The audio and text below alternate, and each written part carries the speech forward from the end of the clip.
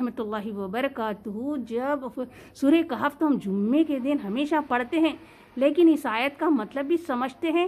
اللہ تعالیٰ 46 آیت سورہ کہف کی 46 آیت میں کیا فرماتے ہیں؟ اللہ تعالیٰ فرماتے ہیں کیا تمہاری جس کے معنی یہ ہے کہ اللہ تمہارا مال اور تمہاری اولادیں یہ دنیا کی زندگی کے لیے صرف اور صرف دنیا کی زندگی کے لیے ہنگامی آرائش ہے۔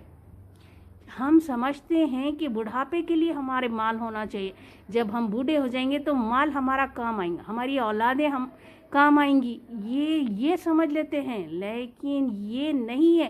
یہ تو صرف دنیا کی چند گھنٹے چند دنوں کی ہنگامی آرائش بتاتے ہیں اللہ تعالیٰ۔ اللہ کے نزدیک نتیجے کے لحاظ سے اللہ کے نزدیک صرف ہماری نیکیاں ہوگی جس سے ہم اچھی امیدیں لگا سکتے ہیں۔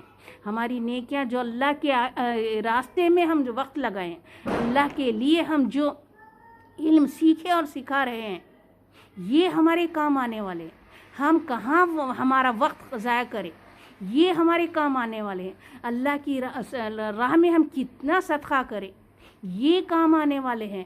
ہم کیا ثواب جاریہ چھوڑ کر جا رہے، یہ آنے والے ہیں ہمارے کام۔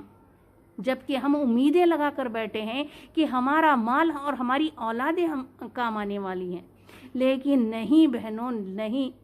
ذرا غور سے پڑھیں گے نا تو جب ہم کو معلوم ہوئیں گا، ہم جتنی خواہشیں کرتے ہیں نا، مال بڑھاپے میں رکھ لینا، مال بڑھاپے میں کام آنے والا ہے، جب بوڑھے ہو جائیں گے تو اولادیں ہماری کام آنے والی ہیں۔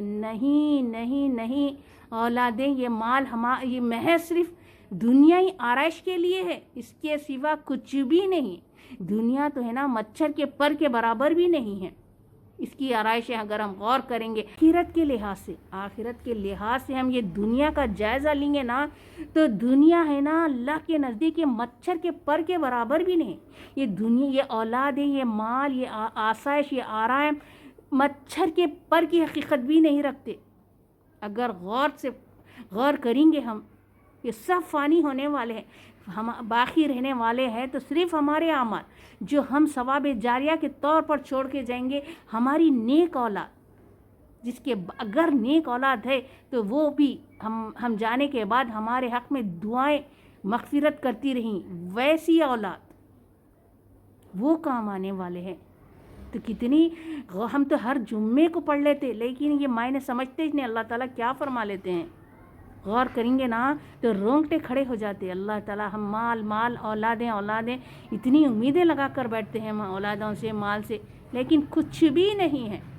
ہاں، اللہ کے نزدیک تو صرف ہمارے اعمال، ہم اسی سے ہی اچھی امیدیں لگا سکتے ہیں کہ اللہ تعالیٰ اس عمل کے بدلے میں اور اپنی رحمت سے اللہ تعالیٰ ہمیں معاف کر کے ہمیں اللہ تعالیٰ اپنی جنت نصیب فرمائے۔ آمین ثم آمین۔ میرے کل کے پکوان کی باری تو میں ہے نا صبح ہی رات میں پیس کے رکھ لی تھی نرگسی کوفتے، صبح بنا دیں گے، میرے کو جانا تھا اجتماع میں تو نہیں ہوتا، وہ دوپہر میں شام میں پکا لیتے کام بیٹھنا، بلکہ میں ہے نا صبح ہی رات میں نرگسی کوفتے پیس لی تھی، صبح انڈے ابال کے ہے نا اس کو لپٹ کے نرگسی کوفتوں کا خورمہ بنا لی تھی میں، اس کے روٹی تو ڈال لیے، ناشتہ ہو گیا، پھر وہی نرگسی کوفتوں کا جو خورمہ تھا نا وہ اسی میں ہے نا پسو کا کھانا جو بگارہ کھانے ٹائپ جیسا بناتے نا زیرہ رائس، ویسا بنا کے میں اس پر سے گھی ہرا مسالہ تلی ہوئی پیاز ڈال کے وہ بگارے کھانے ٹائپ جیسا پسو کا کھانا لنچ اور ڈنر کے لیے بنا لی تھی۔ تو کل کا مینو یہ میرا تھا، انشاءاللہ آپ لوگوں کو کچھ آئیڈیا ملا ہوگا۔